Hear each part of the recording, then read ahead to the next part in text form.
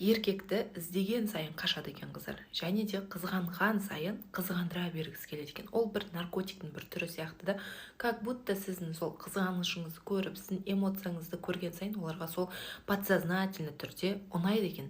И сол нәрсені олар жасай бергісі келеді, сіздің ашуыңызға тиеді, сізді раздражать етеді. Ол оны жасағысы келмесе де, оның еркектік психологиясы сол нәрсені жасап кететін болады. Сол үшін өзіңіздің сүйікті ісіңізді табыңыз, өзіңізбен жұмыс жасаңыз. Күйеуіңізді аңдып отыра бергеннен керемет отбасы болып кетіп жатқан жанұяны әлі көрген жоқпын да. Сол үшін де қазір сіз проблемаңыз үйіңізде басталып жатыр ма, ұрыс басталып жатыр ма, осы үшін күйеуіңіз сізге аңдыма, мені үйте берме, іздей берме дей ма, тоқтата салыңыз. Өзіңіздің сүйікті ісіңізді тауып, өзіңіз бақытты әйелге кез келген ер азамат магнитше тартылып тұратын болады да. Күйеуіңіз особенно үйге асығып келіп тұратын болады. 11 декабрь күні менің магнит әйел атты марафон басталады қыздар. Күйеуіңізге де өзіңізге де қызықты әйел болыңыз.